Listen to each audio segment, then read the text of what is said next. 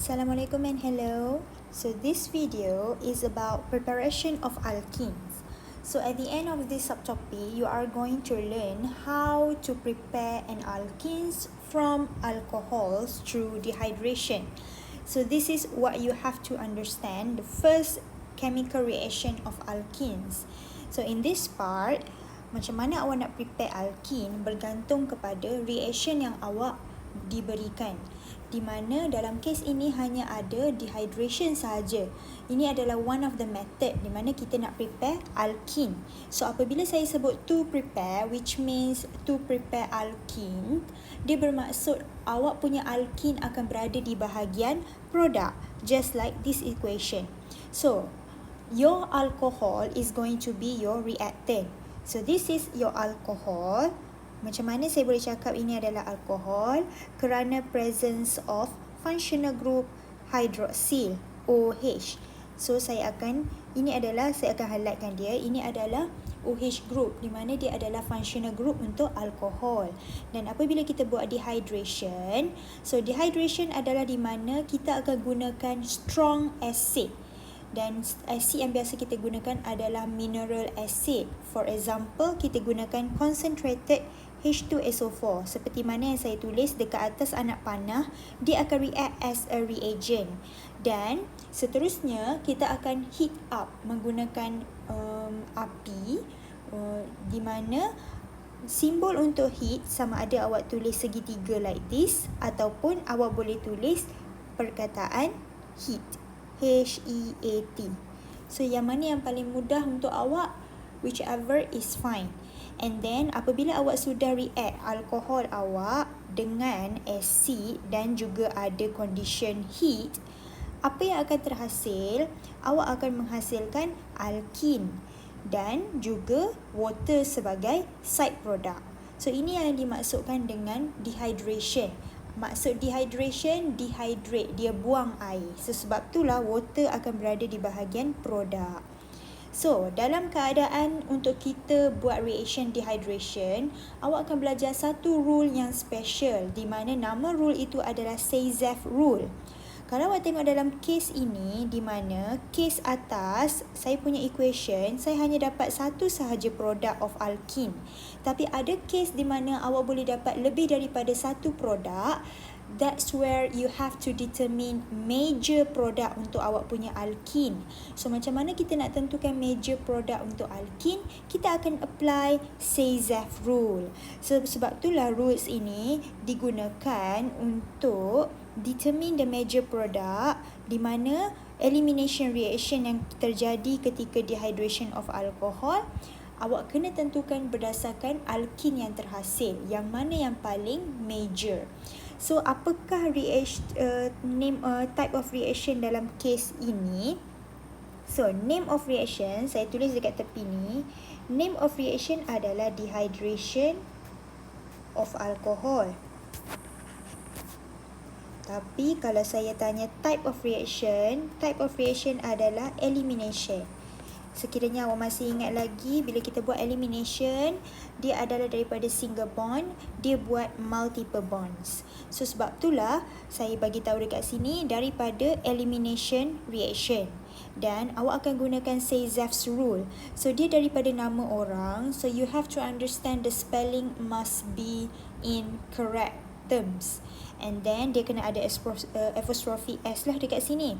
Dan Say-Zeff rule dia ada definition, di mana daripada definition tu sebenarnya menunjukkan cara untuk kita determine major product. So dalam elimination reaction, contoh seperti dehydration alcohol dekat atas ni, the major product is an alkene with a greater number of alkyl groups bonded to the double bond. So apa yang saya highlight, yang saya bold dekat sini dan saya highlight, tolong awak kena hafal sebiji macam tu. Sebab kalau saya tanya definition ataupun define Say-Zeff rule, hanya ini sahaja jawapan yang diterima. Tak ada benda lain. Dan siapakah subjek awak? Subjek awak adalah alkene dekat sini. Okay, sebab kita nak tentukan dekat bahagian produk. And then, macam mana kita nak tahu apa maksud alkyl group? Alkyl group adalah di mana mana-mana alkane yang kurang satu hidrogen. Apa maksud saya? Contohnya, For example, saya ada alkane, which is saya ada methane. So ini adalah saya punya alkane. Tapi bila dia nak jadi alkyl, so dia akan kurang satu hidrogen. So saya buanglah satu hidrogen, yang tinggal akan jadi CH3. So ini yang dimaksudkan dengan alkyl group. So nama dia adalah methane at the first thing, tapi bila dia jadi alkyl group, dia akan jadi methyl. So kes yang samalah, tak kisahlah alkyl group awak apa, tapi dia kena kurang satu hidrogen dan dia mesti ada bond dekat this one, dan dia bond ni kepada parent. So kes yang sama dalam kes ini, mana-mana alkyl group yang attach kepada carbon double bond, sebab kita fokus kepada alkene, alkyl group yang banyak tu akan diklasifikasikan kepada alkane yang paling major. So, saya ulang sekali lagi, mana-mana alkene yang ada banyak alkyl group attached to the carbon-carbon double bond, maknanya alkene itu adalah major product. So, for example, saya ada structure this one. So, structure yang sebelah kiri ni, saya ada saya akan fokus kepada double bond saya, which is double bond saya this one, yang saya highlight. And then what will happen, saya ada dua alkyl group, which is yang pertama adalah CH3 sebelah kiri dan yang kedua adalah CH3 sebelah kanan. So kalau tengok, hydrogen bukan alkyl group ya, hydrogen adalah atom. So ini adalah alkyl group. So dia ada dua alkyl group seperti mana yang saya tulis dekat bawah ni. Tapi kalau saya fokus structure yang sebelah kanan, saya fokus kepada double bond yang ada. So ini adalah double bond saya yang share between that carbon. And then what happen, alkyl group saya hanya ada satu sahaja. So apa yang terjadi, yang sebelah kanan ni hanya ada satu alkyl group, yang sebelah kiri ada dua alkyl group. So that's why yang sebelah kiri dikira sebagai major product. So itu adalah case di mana macam mana nak tahu ada major ataupun minor, dia bergantung kepada awak punya alkohol dekat depan. So mari kita cuba satu example macam mana nak tentukan produk daripada alkohol yang diberi. So, saya ada example 6 di mana saya ada a few tips yang awak kena faham. Tips yang pertama, awak kena expand structure awak, especially bahagian yang terlibat, iaitu OH group dan carbon yang ada OH group dan carbon sebelah dia, adjacent to it. So, for example, I got this structure.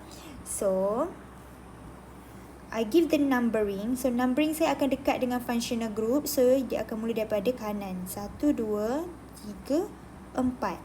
Okay, so kalau tengok, saya akan fokus kepada carbon yang ada OH group, which is carbon yang pertama, dan juga carbon adjacent to it, which is carbon kedua. Okay, kalau ada another carbon sebelah kanan, kedua-dua kita akan tengok macam mana.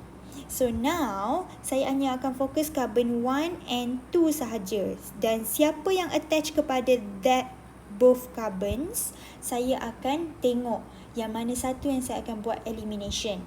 So, seterusnya, apabila dah awak identify OH group, which is dalam case ini, OH group awak berada dekat carbon number 1, so what will happen, awak akan eliminate H2O.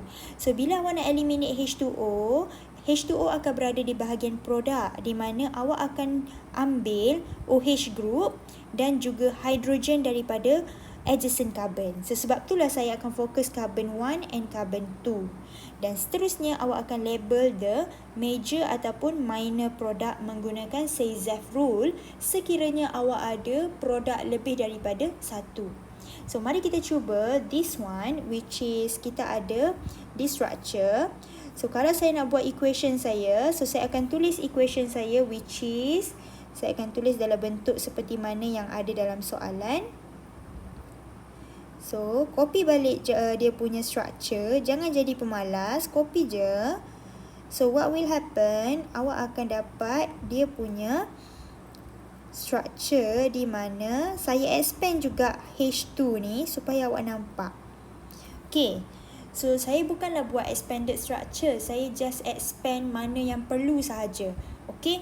So, kalau tengok, saya ada carbon 1, 2, 3 and 4. So what will happen, yang saya akan ambil step ketiga, saya akan eliminate H2O, di mana saya react dengan concentrated H2SO4. Okay, saya buat equation dia supaya awak nampak, dan saya ada heat segitiga. So what will happen, saya akan hasilkan produk saya, di mana produk saya bergantung kepada H2O yang saya eliminate. So saya akan eliminate OH daripada carbon number 1. So maknanya saya eliminate this OH. So this OH dia akan dibuang lah. And then saya akan ambil H daripada adjacent carbon to number 1. So maknanya adjacent carbon sebelah nombor 1 ni hanya ada satu saja, which is carbon number 2. Dan kita tengok carbon number 2 ada tak hydrogen? Dia ada CH3 dan dia ada hydrogen. So which means saya akan ambil H daripada sini. So kenapa kita ambil OH dan H?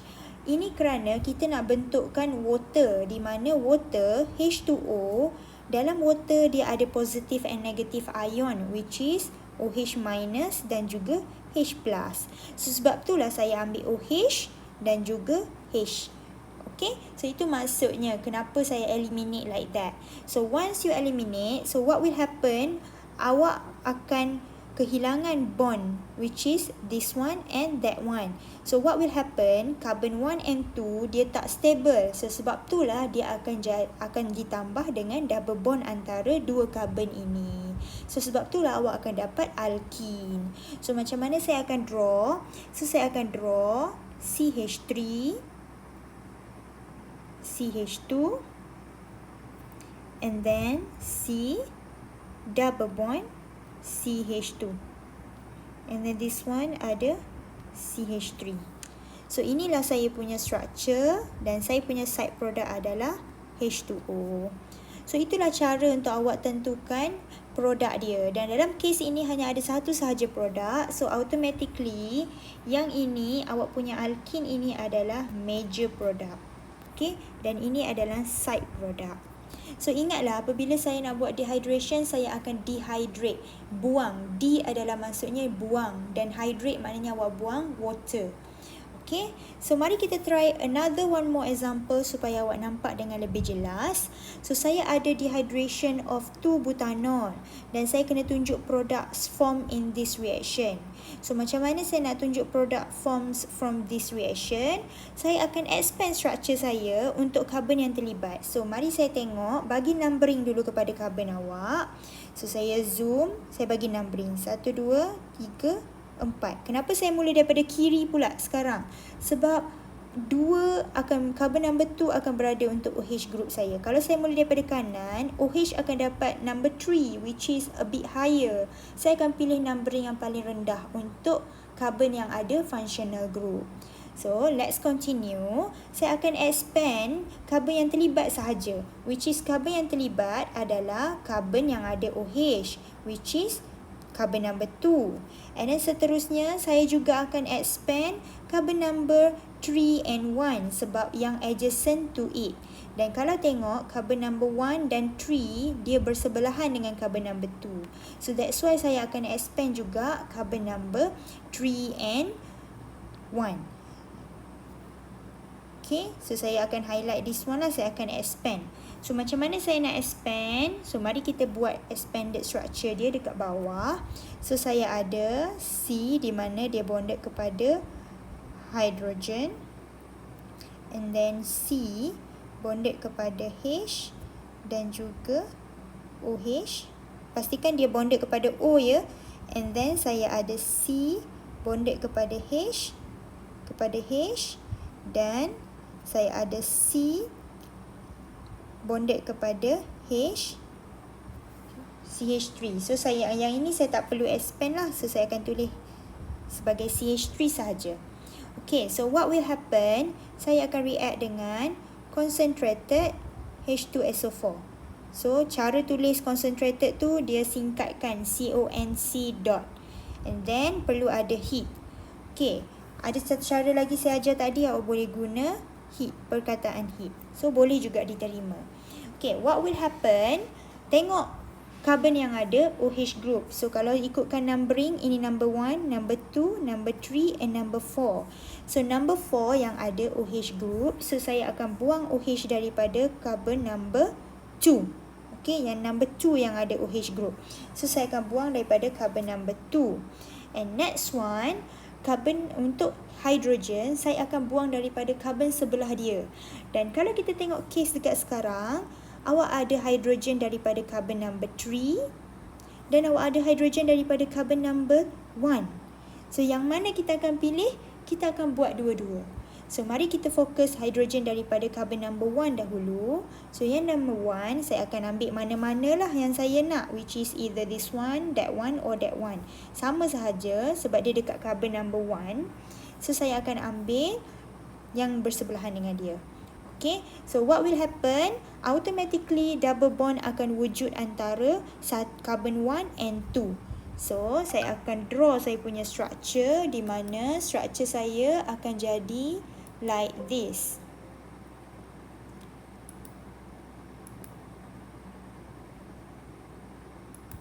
Okay, so saya akan draw. Dia akan jadi H sebanyak 2. And then dia ada double bond. And then dia ada H one more. Dan dia ada CH2, CH3. Okay, so ini adalah structure yang pertama. And then seterusnya saya plus dengan another one more structure of alkene, di mana structure alkene saya untuk case yang kedua apabila kita ambil hidrogen daripada carbon ketiga. So mana-mana pun tak apa. Okay, so contohnya saya ambil hydrogen this one. Dia masih lagi dekat carbon number 3 yang iaitu yang bersebelahan dengan number 2. So what will happen? Double bond awak akan wujud antara carbon number 2 and 3. So saya akan draw the structure which is CH3 and then C ada H and then ada double bond, C ada H, ada CH3. Okay, so kalau awak tengok dekat sini, apa yang terjadi adalah awak dapat 2 alkene dan side product awak adalah H2O.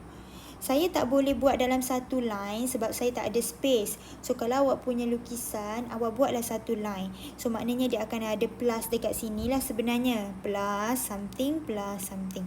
Okay, so selagi mana boleh buat dalam satu line, that's much more better daripada awak buat macam saya ni. Saya tak cukup space. Okay, so what will happen? Sekarang kita nak tentukan siapakah major, siapakah minor. So mengikut numbering, ini adalah carbon number 1, 2, 3, 4. Ini number 1, 2, 3, 4. So antara structure A dan B, yang mana yang akan jadi major product, yang mana yang akan jadi minor product, awak akan gunakan Say-Zeff rule. Di mana Say-Zeff rule kita akan fokus kepada alkene. So of course lah kita akan tengok double bond dia, which is untuk case A, double bond antara carbon number 1 and 2. Untuk B, antara double bond antara carbon number 2 and 3. So kalau saya tengok carbon number untuk A, saya hanya ada satu sahaja alkyl group, di mana alkyl group dia adalah this one, the whole thing here. Ini adalah alkyl group. Okay, dan kalau saya tengok untuk B, saya ada 2 alkyl group, which is ini yang pertama, ini yang kedua. So kalau kita tengok A hanya ada satu, B ada 2. So yang mana yang akan jadi major? Of course lah B. So itulah cara awak nak tengok major dengan minor. So jangan lupa label. So B adalah major product and then A adalah minor product. Okay, dan ini adalah side product. Kalau side product ni tak label pun tak apa. Yang penting adalah major and minor. So this is how you want to do the dehydration of alcohol. Dan ingat, ini adalah cara kita nak prepare alkene. Okay, so maknanya awak fahamlah sekarang alkin tu bukan saja-saja prepare macam tu sahaja. Dia akan dihasilkan daripada chemical reaction. Tapi untuk case awak punya syllabus, dia hanya hasilkan daripada alkohol sahaja. Maybe dia boleh buat daripada another structure ataupun class of compound. It depends on the syllabus. Cuma yang syllabus PDT saya hanya fokuskan untuk dehydration sahaja.